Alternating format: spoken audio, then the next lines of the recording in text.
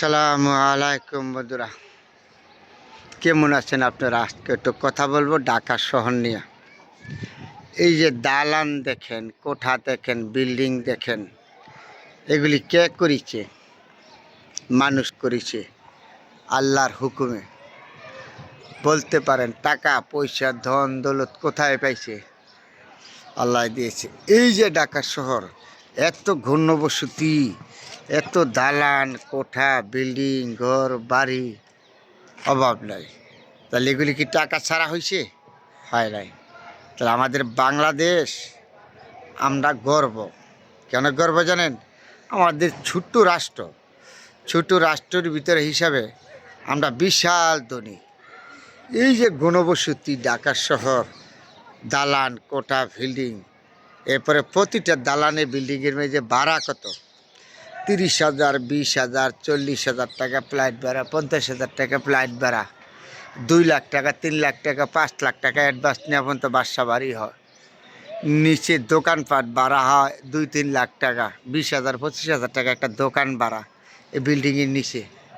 যেহেতু ধানমন্ডি, গুলশান, বনানী, 27 নাম্বার এই দিক দিয়ে একটু বেশি, তাই না? তারপরে কিছু কিছু ঢাকা শহরের নিম্ন এলাকা আছে, এই দিক দিয়ে কম।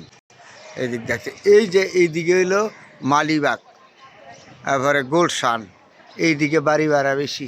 এই দালান কোটা বিল্ডিং করছে। আর একটা ফ্ল্যাটের মধ্যে আপনি বাড়ি ভাড়াটা থাকতে হয় 30,000, 40,000, 50,000 টাকা বাড়ি ভাড়া আসে, কারেন্ট বিল, গ্যাস বিল নিয়ে। তাহলে আমরা বাঙালি কি গরিব? কখনো না। আমরা বাঙালি, রাষ্ট্র ছুটি হতে পারে, আমরা গরিব না, আমরা ধনী।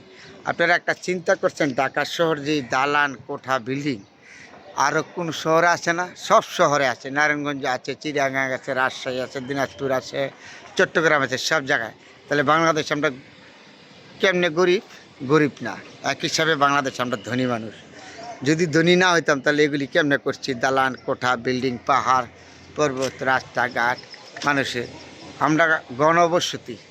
আমাদের বাংলাদেশও কাগজপত্র 17 কোটি মানুষ, কাগজপত্র ছাড়া প্রায় 20 কোটি মানুষের বেশি আমরা বাংলাদেশে বসবাস করি। হিন্দু, বৌদ্ধ, খ্রিস্টান, সকলের জাত বিনা, তাই না? তাহলে ঢাকা শহর আমরা তো গরিব না, বাংলাদেশ আমরা গরিব না। একটা কথা চিন্তা করছেন, আমরা তো গর্ব করতে পারি। এ তো ঢাকা শহর দালান কোঠা বিল্ডিং কীভাবে হচ্ছে যদি আমরা গরিব হই? এভাবে আমাদের দেশে কি নাই? কি উন্নয়ন নাই?